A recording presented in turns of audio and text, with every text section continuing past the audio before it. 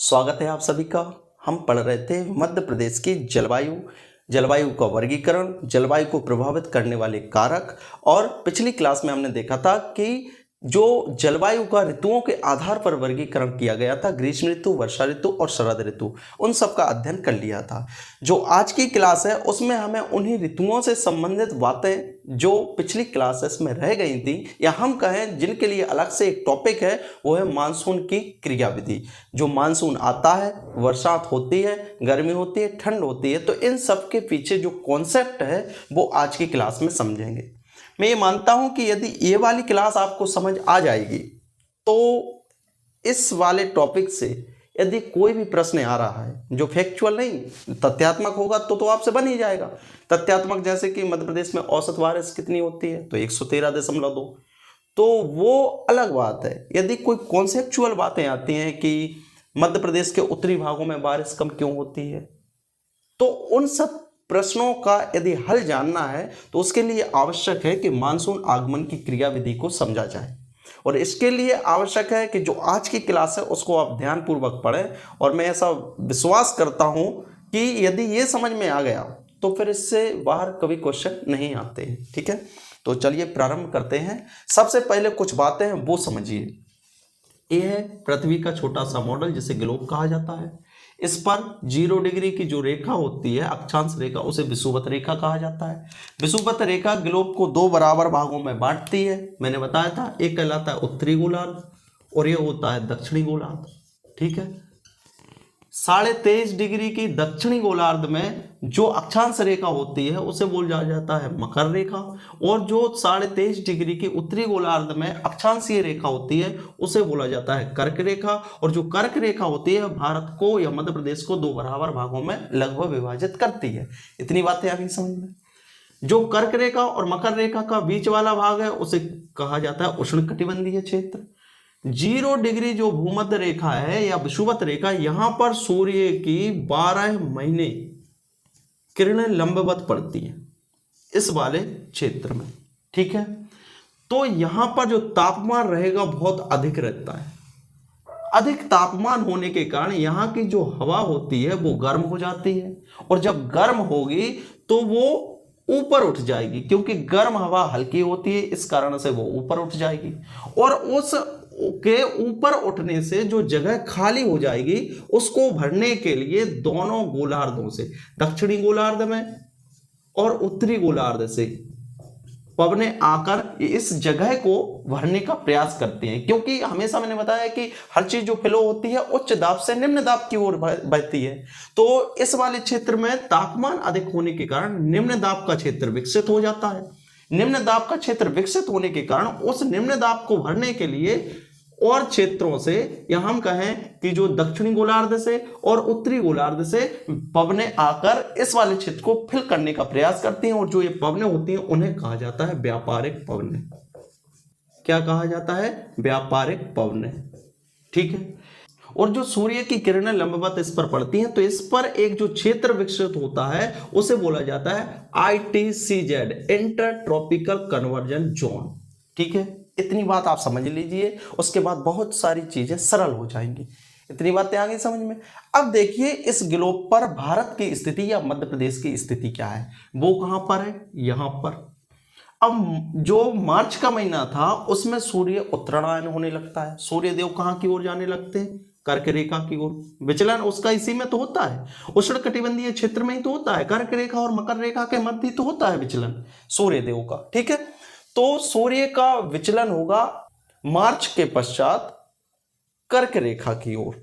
अब उससे क्या होता है भारत के संदर्भ में वो देखिए। ठीक है, ये वाली चीजें इतनी समझ आई होंगी क्योंकि यही आधार है आगे चीजें समझने का। ठीक है, अब मई का महीना प्रारंभ होता है। जैसे ही मार्च का महीना जो जिसमें सूर्य उत्तरायण होने लगता है, तो उसके कारण भारत के पश्चिमोत्तर जो भारत है, अर्थात मरुस्थलीय वाला क्षेत्र, ये वाला क्षेत्र, यहां पर निम्न दाब वाला क्षेत्र विकसित होने लगता है। क्यों? क्योंकि यहां पर तापमान में वृद्धि होती है। क्यों होती है? सूर्य के उत्तरायण होने के कारण। सूर्य के उत्तरायण होने के कारण पश्चिमोत्तर भारत के मरुस्थलीय क्षेत्र में, इस बात को ध्यान रखिएगा, मरुस्थलीय क्षेत्र ही क्यों? क्योंकि मरुस्थलीय क्षेत्र स्थल से और जल से जल्दी गर्म होता है। अर्थात आप देखेंगे कि रेत जो होती है वो बहुत अधिक गर्म होती है और बहुत देर तक गर्म होती है उतने ही तापमान पर। जल को या हम कहें मिट्टी को और रेत को, यदि तीनों को आप गर्म करते हैं तो सबसे देर में मरुस्थली वाली जो रेत होगी वो गर्म होगी और सबसे ज़्यादा होगी और सबसे अधिक समय के लिए होगी। तो पश्चिमोत्तर भारत जो रेगिस्तानी क्षेत्र है, मई के महीने में सूर्य के उत्तरायण होने के कारण यहाँ पर तापमान में वृद्धि, और तापमान में वृद्धि के कारण यहाँ पर निम्न दाब का क्षेत्र विकसित हो जाता है। कब? मई की बात हो रही है, मई माह में ये सब हो जाता है। लेकिन जून तक आते आते, लगभग मध्य जून तक आते आते ये निम्न दाब वाला क्षेत्र इतना तीव्र और शक्तिशाली हो जाता है कि जो व्यापारिक पवनें दक्षिणी गोलार्ध में थी वो आकर्षित होने लगती हैं इस वाले क्षेत्र में। क्यों? क्योंकि यहाँ निम्न दाब का क्षेत्र है, ये उच्च दाब वाला क्षेत्र है, तो निम्न दाब वाले क्षेत्र को भरने के लिए ये यहाँ से आकर्षित होने लगती है। अब एक यह भी प्रश्न मन में आता है कि और जगह से क्यों नहीं होती हैं? और जगह से भी होती हैं, उत्तर भारत से भी होती हैं, और उत्तर भारत से जो पवनें आकर्षित होती हैं उनमें नमी नहीं रहती है।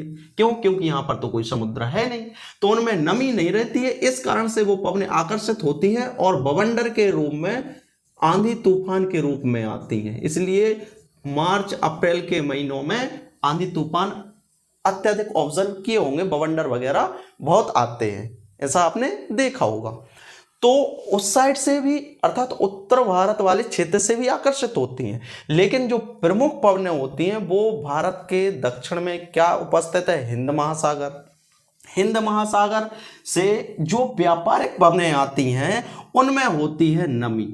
क्यों होती है? क्योंकि हिंद महासागर तो वैसे ही महासागर है, तो गर्म जलधाराओं के कारण जो यहाँ का जल है हिंद महासागर का वो वाष्पीकृत होने लगता है। क्योंकि हिंद महासागर की जो लोकेशन आप देखेंगे तो ये है क्या?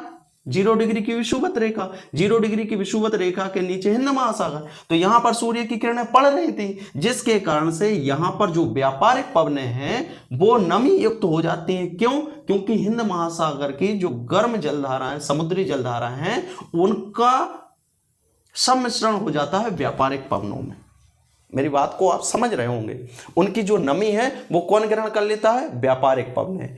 तो जो ये व्यापारिक पवनें हैं ये कहलाती है दक्षिण पूर्वी व्यापारिक पवनें। लेकिन एक फेरल जो थे, वो भूगोल वैज्ञानिक थे फेरल, उन्होंने एक नियम दिया था कि दक्षिणी गोलार्ध में व्यापारिक पवनें या उत्तरी गोलार्ध में, दोनों में यह अपनी दिशा परिवर्तन करती हैं। कैसे?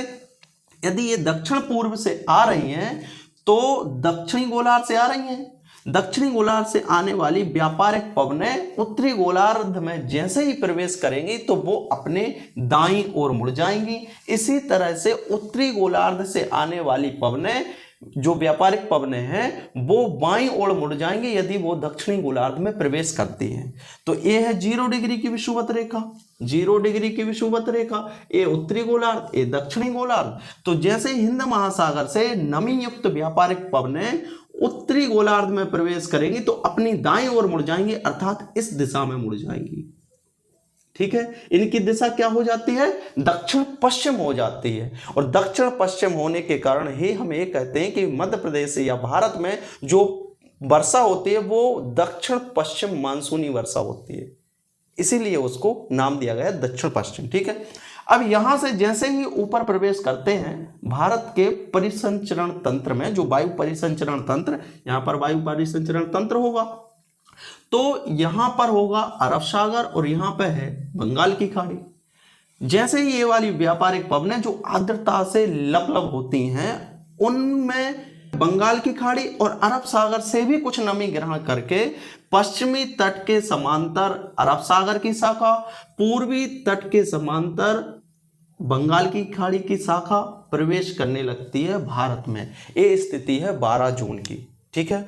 और 12 जून के बाद अंदर जब प्रवेश होता है किसका, बंगाल की खाड़ी की शाखा की दूरी मध्य प्रदेश से मात्र 200 किलोमीटर होने के कारण यह अंदर सबसे पहले आ जाते हैं और इसी कारण से मध्य प्रदेश के जो दक्षिण पूर्वी वाला क्षेत्र है, बालाघाट वाला क्षेत्र है, वहां पर बारिश कर देती है। ठीक है, ये बातें आपको समझ में आई होंगी।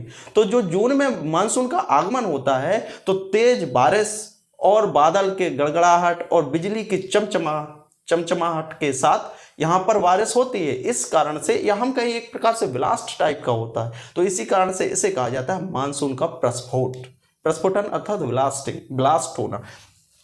तो मध्य जून तक दक्षिण पश्चिम मानसून से अचानक तीव्र मेघ गर्जना का अर्थ क्या हुआ, बादल के गर्जना, और विद्युत चमक के साथ जो वर्षा होती है उसे कहा जाता है मानसून का प्रस्फोट। मध्य जून लगभग 12 जून तक मध्य प्रदेश में आ जाता है, मैंने बताया भी था 12 जून के लगभग बंगाल की खाड़ी की शाखा मध्य प्रदेश में बारिश कर देती है। ठीक है, तो इसे क्या बोला जाता है, मानसून का प्रस्फोट, क्योंकि जो बारिश होती है काफी तीव्र होती है। इसके बाद 3-4 महीने बारिश होगी, कब जून में आ गया, जुलाई अगस्त सितंबर तक बारिश होती है। ठीक है, फिर उसके बाद मध्य अक्टूबर अर्थात 15 अक्टूबर, क्योंकि सितंबर में सूर्य दक्षिणायन होने लगता है, अर्थात कर्क रेखा से वापस, सूर्य अभी कहां पहुंच गया था, कर्क रेखा पर, फिर वहां से वापस आने लगता है क्योंकि विचलित हो रहा है ना, विचलन कर रहा है। तो जैसे ही फिर सितंबर का महीना आएगा सूर्य दक्षिणायन होने लगेगा, 21 सितंबर के पश्चात सूर्य दक्षिणायन होने लगेगा, जिसके कारण अक्टूबर तक जो मानसून होता है वो खत्म होने लगता है या वर्षा खत्म होने लगती है, उसे बोलते हैं मानसून का लौटना, और उसे जो शब्दावली प्रयोग की जाती है वो कहते हैं मानसून का निवर्तन। अर्थात लौटते हुए मानसून को क्या कहा जाता है, मानसून का निवर्तन। अक्टूबर के बाद मानसून लौटने लगता है और उस टाइम बारिश नहीं होती है तो उसे कहा जाता है मानसून का निवर्तन। तो ये थी प्रमुख बातें मानसून आगमन की क्रियाविधि, आप समझ गए होंगे वैसे। और जो ये लिखा हुआ है वो ही मैंने बताया है, ये लिखा इसलिए है ताकि आप इसको अपनी कॉपी में नोट डाउन कर लें नोट्स के रूप में। ठीक है, तो मई माह में सूर्य के उत्तरायण होने के कारण पश्चिम उत्तर भारत के मरुस्थलीय क्षेत्रों में तापमान बढ़ने लगता है, जिससे वहां पर निम्न वायुदाब का क्षेत्र विकसित हो जाता है। ठीक है, पहला स्टेप तो ये हो गया मई के महीने में। फिर जून में क्या होता है, जून तक आते आते यह निम्न वायुदाब का क्षेत्र अति शक्तिशाली हो जाता है, जिसके कारण ये आकर्षित क्या करने लगता है, हिंद महासागर से आने वाली दक्षिणी गोलार्ध की व्यापारिक पवनों को आकर्षित करने लगता है, ये वाली। ठीक है, 2 बात तो हो गई। तीसरा दक्षिण पूर्वी, ये कौन सी पवनें हैं, दक्षिण पूर्वी व्यापारिक पवनें भूमध्य रेखीय गर्म समुद्री धाराओं के ऊपर से गुजरती हैं, यहीं से, तो ये है भूमध्य रेखा, तो ये इसी के ऊपर से गुजरेंगी, तो जो गुजरेंगी जब तो यहां से नमी ग्रहण कर लेती हैं, इन्हीं के ऊपर से प्रवाहित होने के कारण ये पवनें आर्द्रता धारण कर लेती है, नमी अर्जित कर लेती है, और उसके बाद भूमध्य रेखा को पार कर उत्तरी गोलार्ध में, जैसे ही उत्तरी गोलार्ध में प्रवेश करती हैं तो फेरल के नियम के अनुसार यह अपनी दिशा से दाईं ओर मुड़ जाती है। इनकी जो दिशा होती है उत्तरी गोलार्ध में दाईं ओर मुड़ने से इनकी दिशा दक्षिण पश्चिम हो जाती है, इसी कारण से मानसून को दक्षिण पश्चिम मानसून कहा जाता है। और जो अरब सागर और बंगाल की खाड़ी में प्रवेश कर भारतीय क्षेत्र में विद्यमान वायु परिसंचरण क्षेत्र में सम्मिलित हो जाती है, अर्थात इस वाले क्षेत्र में। ठीक है, फिर उसके बाद मध्य जून तक, लगभग 12 जून तक, मध्य प्रदेश में कब आ जाता है, 12 जून को, तो मध्य जून तक दक्षिण पश्चिम मानसून से अचानक तीव्र मेघ गर्जना व विद्युत चमक के साथ वर्षा होती है, जिसे कहा जाता है मानसून का प्रस्फोट, ब्लास्टिंग ऑफ मानसून। ठीक है, और फिर मध्य अक्टूबर के बाद 3 महीने जो बारिश होती है, उसके बाद मध्य अक्टूबर के बाद मानसून लौटने लगता है, जिसे मानसून का निवर्तन कहा जाता है। ठीक है, तो ये सब बातें हैं, समझ में आ गई होंगी, शायद एक आध 2 बार सुनो ना दोबारा तो और अच्छे से समझ में आ जाए। जो चीज़ आने हैं, जो ये टॉपिक है हर जगह है, चाहे आप MPPSC प्री का मान लो या मेंस का मान लो, जो आपको पढ़ाया जा रहा है वो मेंस के हिसाब से पढ़ाया जा रहा है। ठीक है, लेकिन जो टॉपिक है वो है कॉमन, तो इस कारण से यदि सब्जेक्टिव चीज़ें हो जाएंगी तो ऑब्जेक्टिव तो आराम से हो जाएंगी। समझ रहे हैं मेरी बात को? तो ऐसे जो भी पढ़ाया जा रहा है बड़े सोच समझ के और सही तरीका से पढ़ाने को प्रयास करो जा रहा है, तो आपको जो सहयोग है वो आवश्यक है। नहीं तो अकेले हम का कर रहे हैं, कछु न कर रहे हैं। ठीक है, अब इसके बाद हम पढ़ेंगे मध्य प्रदेश के जलवायु प्रदेशों के बारे में और मध्य प्रदेश में वर्षा का वितरण।